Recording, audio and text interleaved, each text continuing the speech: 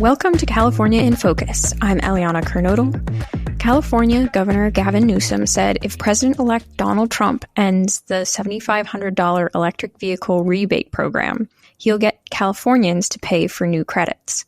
Joining me with more on this story is the Center Square's California reporter, Kenneth Schrupp. Kenneth, can you give us some background here? What's the origins of the current federal EV rebate program? Hey, Eliana. This rebate program at the federal level started back in 2009 when President Obama signed that year's stimulus package into law. This credit was actually up for $7,500, just as we have now.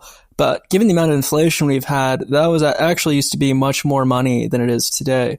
Still, nonetheless, that is a large amount of money off of these new vehicles, and it was supposed to be phased out over time once there were 200,000 plug-in vehicles sold by each manufacturer in the U.S.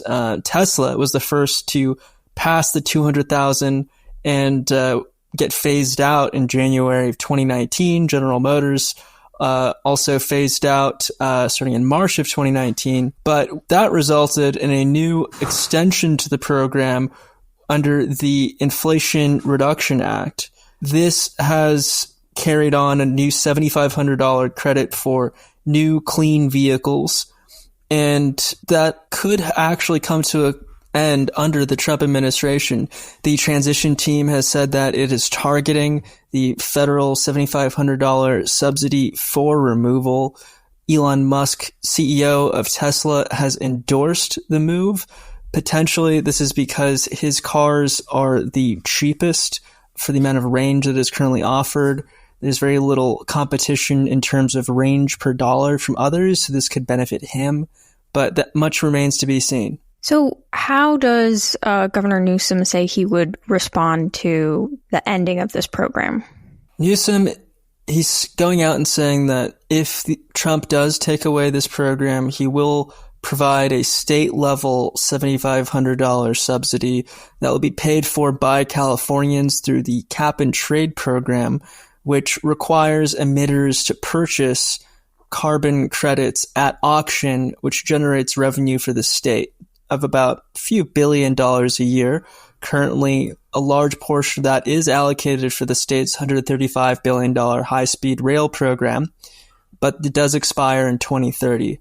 Anyhow, the state previously did have a $7,500 rebate of its own until the Inflation Reduction Act's measure went into place.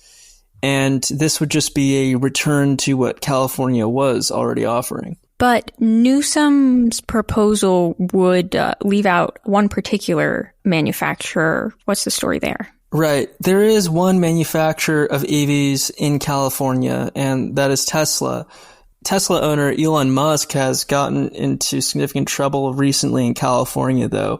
First, the California Coastal Commission recently blocked an expansion of his launches from Vandenberg Air Force Base, with the board members citing his personal politics as a reason for their block. Second, Elon Musk did pull SpaceX and X out of their headquarters in California to Texas after Newsom signed a bill into law that would ban parental notification for children's gender change requests at public schools. So to see Newsom exclude Tesla from the state subsidy, as he said he would be a continuation of this emerging feud between Newsom and Elon Musk. The part that gets interesting is that Ro Khanna, a prominent member of Congress, a leading Democrat who represents Silicon Valley, has implored Newsom to include Tesla as a innovative American company that is producing electric vehicles in California. But even with